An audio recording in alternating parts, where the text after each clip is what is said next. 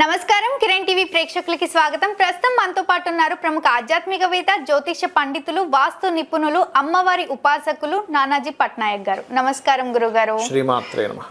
గురుగారు, జూలై నెలలో ద్వాదశ రాశుల వారికి ఏ విధంగా ఉంది గురుగారు? ఎలాంటి జాగ్రత్తలు పాటించాలి గురుగారు?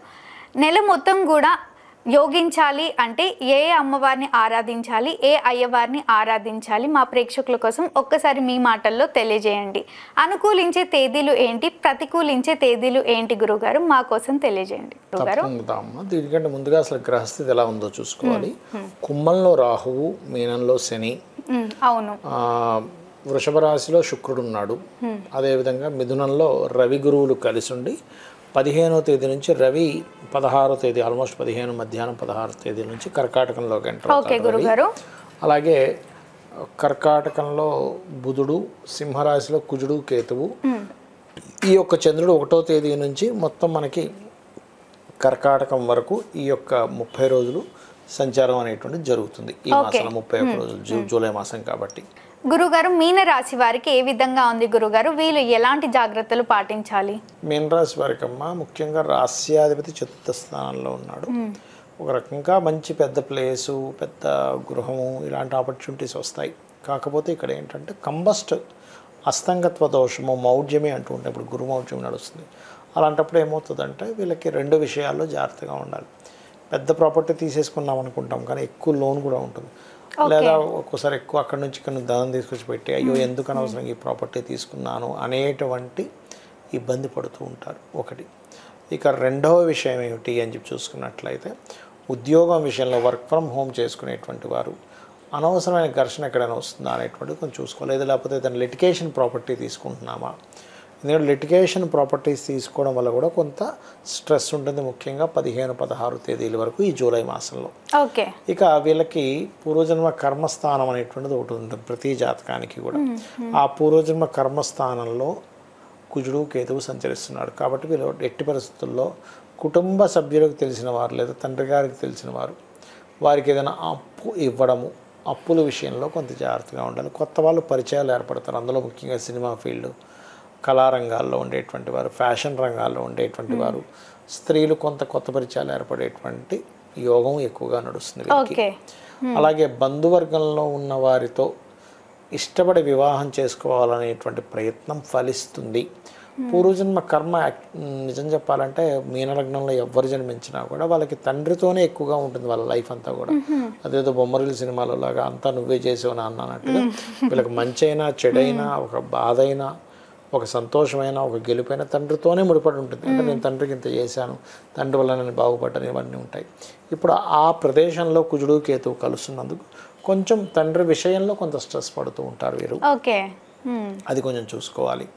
అలాగే కొంతవరకు చెప్పాలంటే ఈ సప్తమాధిపతి పంచమ స్థానంలో ఉన్నందుకు జీవిత భాగస్వామి లేదా పార్ట్నర్స్ చెప్పినటువంటి కొన్ని చిట్కాలు కావచ్చు, వ్యాపారంలో వాళ్ళ ఆలోచన కావచ్చు, వీళ్ళకి కలిసి రావడం జరుగుతుంది చెప్పాలంటే.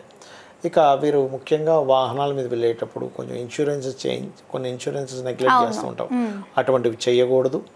ఉద్యోగంలో ప్రధానంగా కొంచెం బాస్తో కొంతవరకు స్ట్రెస్ ఉంటుంది.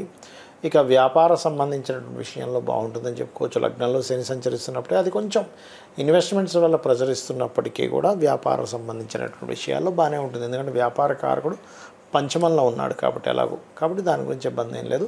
కొత్త వ్యాపార ఆలోచనలు, కొత్త ప్రకటనల వల్ల వీళ్ళకి లబ్ధి కూడా ఉంటుంది. తప్పకుండా వీరు ఎక్కువగా విష్ణు సహస్రనామాలు, రాజరాజేశ్వరి అమ్మవారి యొక్క ఆరాధన, వీలైతే కందులు మరియు ఉలవలు దానంగా ఇవ్వడం, గోవుకి కాస్త క్యారెట్స్, గ్రాసము తినిపించడం చేయడం మంచిది.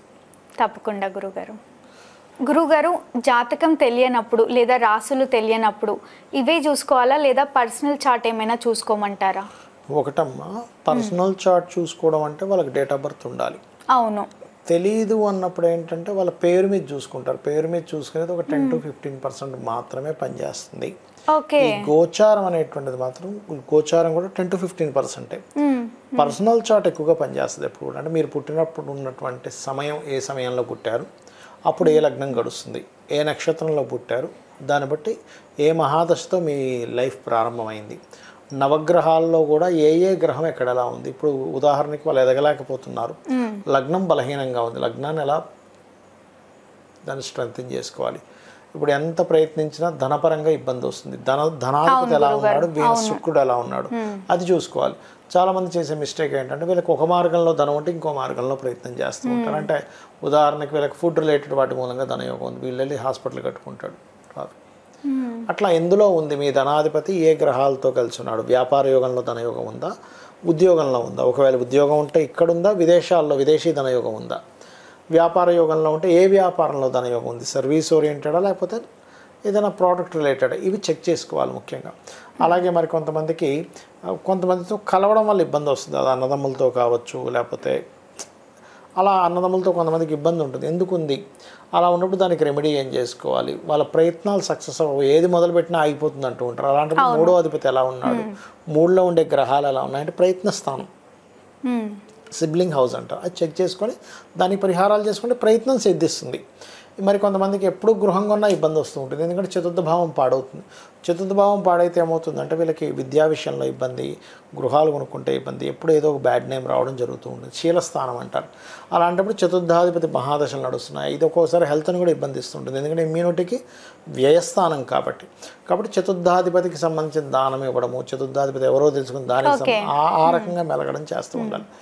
ఇది తల్లితో ఉండేటువంటి రిలేషన్ కూడా చెప్తూ ఉంటుంది. వాహనాల మీద వెళ్ళేటప్పుడు 4-8 కనెక్టివిటీ వచ్చింది, వాహన ప్రమాదాలు, ఆ దశలో ఏమైనా నడుస్తున్నాయా, ఆ సమయంలో కొంత జాగ్రత్తగా ఉండడం చేస్తూ ఉండాలి. ఎప్పుడు కూడా గ్రహం ఏంటంటే మనం ఏదైనా రాంగ్ స్టెప్ వేస్తున్నాం చూసుకోండి, అప్పుడే ఎఫెక్ట్ ఇస్తుంది. కానీ నేను రైట్ స్టెప్లో ఉండాలి, నేను ఇక్కడ కూడా ఇది అవ్వకూడదని జాగ్రత్తగా భగవంతు ఆరాధన చేసుకుంటూ వెళ్తున్నట్లయితే అక్కడ గ్రహం కూడా ఆటోమేటిక్గా అది దాని ప్రభావం తగ్గించుకుంటుంది. అలాగే చాలామంది రైట్ టైంలో కొన్ని పనులు చేయరు. అంటే ఎలాగా అంటే వివాహం చేసుకోకూడని సమయంలో చేసుకుంటారు, వివాహానికి మంచి గోచారం ఉన్నప్పుడు చేసుకోరు. ఎప్పుడు కూడా వివాహ సమయం అనేది ప్రతి ఒక్కరికి 3 నుంచి 5 సార్లు వస్తుంది. ఏ ఇయర్లో ఏ మంత్స్లో ఎక్కువగా ఉంది చూసుకుని ఆ మంత్స్లో ఏ పార్ట్నర్తో మీరు వివాహం, అంటే ఎవరితో మీరు వివాహం చేసుకుంటే మీ మైండ్ సెట్లు కలుస్తాయి చూసుకోవాలి. ఇంకోటి ఏంటంటే వివాహ పొంతంలో కూడా 36 పాయింట్లకి 18 వచ్చేసాయని చూసుకుంటారు. అది ఓన్లీ జస్ట్ బేసిక్ వరకే. నక్షత్రాధిపతులు, రాస్యాధిపతులు, ఆకర్షణ ఇచ్చేటువంటి గ్రహాలు, బుద్ధికారకుడు, మనస్కారకుడు, జీవకారకుడు, కర్మకారకుడు, కాలమోక్షకారకులైనటువంటి రావుకేతువులు, ఇవి ఎలా కలిసాయో చూసుకోవాలి. అప్పుడే వీళ్ళకి ఇద్దరి మధ్యన అవగాహన, నమ్మకం అనేటువంటిది పెరుగుతుంది. అలాగే మనం ఇన్వెస్ట్మెంట్ చేసే టైం కూడా ఉంటుందన్నమాట. అంటే 12వ అధిపతి ఎలా ఉన్నాడు, 12వ స్థానానికి ఏదైనా పాపగ్రహ సంబంధం వస్తుందా, అప్పుడు మీరు చేసిన ఇన్వెస్ట్మెంట్ వేస్ట్ అయిపోతుంది, డెడ్ ఇన్వెస్ట్మెంట్ అంటాం.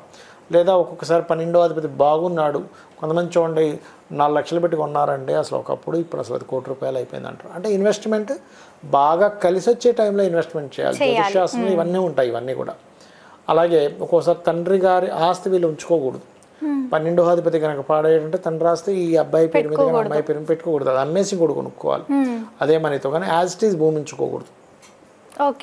లేదా ఒక్కోసారి అష్టమాధిపతి పాడైతే తాతగారు ఆస్తి ఉంచుకోకూడదు. ఇలా అనేకమైనటువంటి విషయాలు, 1 కాదు 2 కాదు, ఇవన్నీ చూసుకుంటూ వీళ్ళు ఏ దేవత, ఇప్పుడు ఎవరికైనా సరే ఈ భూమి మీద జన్మించినప్పుడు రుణము, రోగము, శత్రుత్వం ఉండకూడదు అనుకుంటారు. రుణాలను ఉండాలని ఎవరు కోరుకోరు, రోగంతో బాధపడాలని ఎవరు కోరుకోరు, శత్రుత్వాలు నాకు బాగుండాలండి అనుకోరు.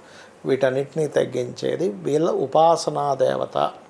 అంటే పంచమాధిపతి ఎలా ఉన్నాడు, చాలామంది తెలియక పంచమాధిపతి పాడైపోయినా ఆ రింగ్ పెట్టుకుంటారు. అసలు ఏ రత్నం ధరించాలి, రత్నం వల్లే మొత్తం కోటీశ్వరులు అయిపోతారు అనుకోకూడదు, జస్ట్ సపోర్ట్ పనిచేస్తుంది. ఆ రకంగా చేసుకుంటూ వెళ్ళినట్లయితే అన్ని విధాలా బాగుంటుంది వీరికి. తప్పకుండా గురుగారు, ఎన్నో రాసుల గురించి మా కోసం, మా ప్రేక్షకుల కోసం తెలియజేసినందుకు ధన్యవాదాలు. శ్రీమాత్రే నమః. చూసారు కదా, మా వీడియో మీకు నచ్చినట్టయితే లైక్ చేయండి, షేర్ చేయండి, మా ఛానల్ని సబ్స్క్రైబ్ చేసుకోండి. గురుగారిని కలవాలి, మరిన్ని వివరాలు తెలుసుకోవాలి అనుకుంటే వీడియోలో స్క్రోల్ అవుతున్న నెంబర్ని కాంటాక్ట్ అవ్వండి. ధన్యవాదాలు.